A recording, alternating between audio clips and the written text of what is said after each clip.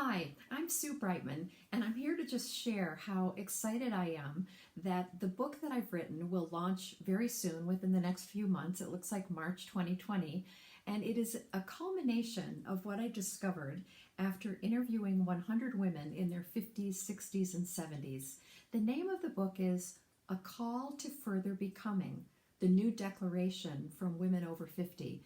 It's a result of these interviews that I did as I listened in for what are the new tracks we're laying down at this stage of life. We're laying them down as we're living them, because never before in human history have we had this phase of life called adulthood 2. That's what the cultural anthropologists are calling it, that we no longer go from adulthood into elderhood, but we have this new and different stage of life that we've not had before, and we're learning and defining what it is as we're living it, particularly women who have come through 25 or 30 years of work, of all the things that we've been doing, both self-actualizing, if you will, out in the work world, and raising our families and contributing to our communities and trying to be good partners. And here we are 25 or 30 years later, and we're so not done.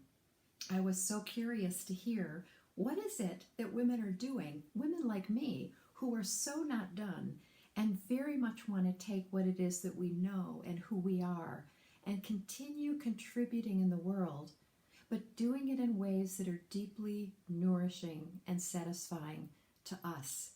In this book, what you're going to find from the stories and the quotes and the women that I interviewed is, first of all, how we're answering the question, the big what now?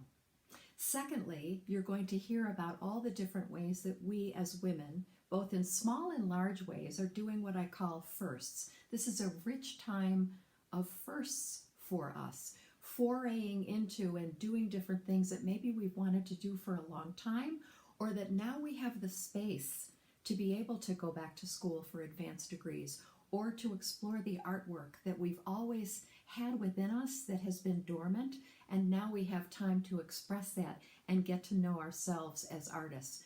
Women are starting new businesses, they're doing things for the first time physically, athletically, just as challenges to ourselves. So it's a rich time for firsts. There's another whole section in the book that's about what we're done with. That clearly there are themes about what we're done with, that we're sort of proclaiming, that's something I'm not going to participate anymore. It's something I'm not interested in doing anymore.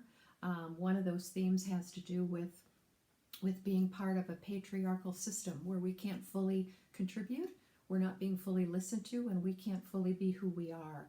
So there are 7 themes that came out that I heard over and over again that were very familiar to me about what we're done with. Those are in the book as well. There's a couple other beautiful themes that get fully treated in the book, where you get examples of what it looks like and what it might look like for you.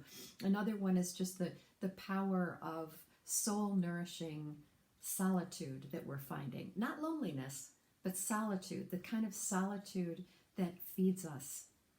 Making time and the importance of beauty in our lives. Nature, for example, but many other examples as well, where we recognize the place, the richness, the importance of beauty and its spiritual qualities. Friendships, the kind of friendships that we're wanting, making room for, creating, and the kind of relationships we don't want anymore. These are some of the themes that come out in this book that's rich with stories and with quotes and with examples of the grace and the resilience, the brilliance, the wisdom of these women that I interviewed, who represent millions of other women who are pioneering this new stage of life and this call to further becoming.